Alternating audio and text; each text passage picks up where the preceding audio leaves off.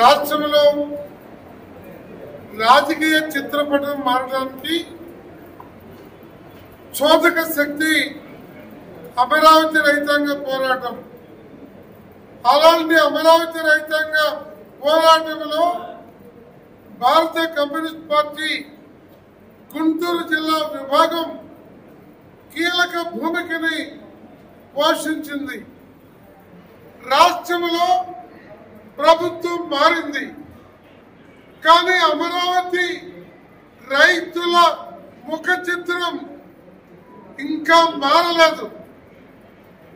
రాష్ట్రంలో ప్రభుత్వం మారిన అమరావతి రైతులకి వారి రిటర్నబుల్ ప్లాట్లు అభివృద్ధి క్రమం శ్రీకారం చుట్టబడలేదు. ఇళ్లు కట్టుకోవడానికి కావలసిన పద్ధతిలో ప్లాట్లని తక్షణం యుద్ధ ప్రాతిపదికన అభివృద్ధి చేయాల్సిన బాధ్యత రాష్ట్ర ప్రభుత్వం మీద ఉంది. అలాగే గుంటూరు జిల్లాలో వందలాది స్పిన్నింగ్ మిల్లులు ఉన్నాయి. ఇవాళ స్పిన్నింగ్ మిల్లులు, జిన్నింగ్ మిల్లులు ఇంతకుముందే శ్మశానం అయిపోయినాయి. స్పిన్నింగ్ మిల్లులు కూడా ఆర్థిక నష్టాలతో పునాదులతో ఉన్నాయి. మారిన రాష్ట్ర ప్రభుత్వం విదేశీ సూటు బూటు దొరల వైపు చూస్తుంది తప్ప ఈ రాష్ట్రంలో ఉన్న స్వదేశీ రాష్ట్ర పారిశ్రామిక వేత్తల బాగుపోగుల వైపు చంద్రబాబు గారు కానీ, లోకేష్ గారు కానీ, పవన్ కళ్యాణ్ గారు కానీ చూడటం లేదు అని స్పష్టంగా సిపిఐ చెప్తుంది. రాష్ట్రంలో స్పిన్నింగ్ మిల్లులు పాడైపోయి, కోళ్లు చోళీలు నష్టాలు పాలయ్యి, ఎంఎస్ఎంఈలు మూసివేతకి గురయ్యి, విశాఖ స్టీల్ వివిధ విభాగాలు ప్రైవేట్ పరమైపోతూ ఉంటే ఈ రాష్ట్రాన్ని ఎలా అభివృద్ధి చేస్తారు చంద్రబాబు గారు?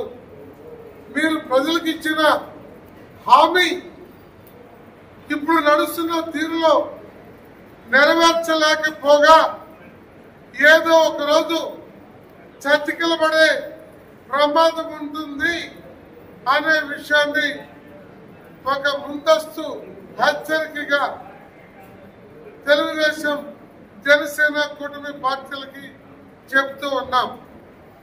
ఢిల్లీలో మహాత్మా గాంధీని దోషిగా చెప్పి, జవహర్లాల్ నెహ్రూని ద్రోహిగా చెప్పి, గాంధీని చంపిన గాడ్సేకి గుడులు కట్టించే పార్టీతో మీ స్నేహం ఎంతకాలం కొనసాగుతుంది?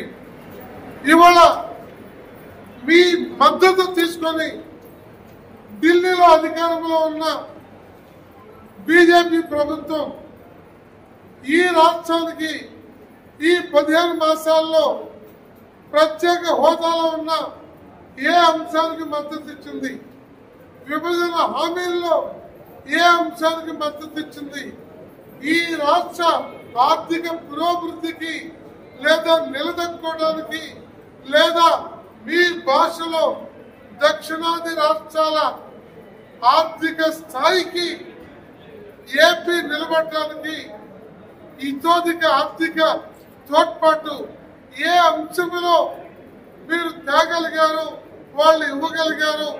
దీన్ని ఆలోచించి ఈ రాష్ట్ర పురోభివృద్ధికి, రాష్ట్ర పారిశ్రామికీకరణకి, రాష్ట్ర సాగునీటి ప్రాజెక్టుల అభివృద్ధికి, రాష్ట్ర ప్రజల ఆర్థిక స్థితిగతుల పురోభివృద్ధికి త్రికరణ శుద్ధిగా పనిచేయాలి తప్ప గాలిలో మెడలు కట్టి నష్టపోతే ఆ నష్టం మీతో పాటు ఈ రాష్ట్ర ప్రజలందరికీ, మీ వెనుకున్న వారితో సహా మొత్తానికి నష్టం వస్తుంది.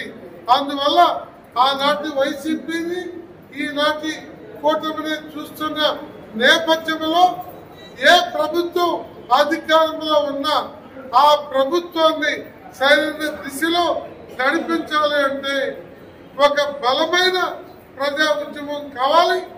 అలాంటి ప్రజా ఉద్యమానికి ఒక బలమైన పార్టీ కావాలి. ఆ బలమైన పార్టీగా సిపిఐ పార్టీ రానున్న రోజుల్లో ప్రజల ముందు ప్రజల తోడ్పాటుతో ముందుకు పోతుంది.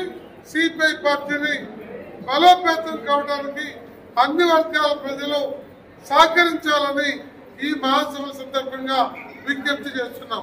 Thank you.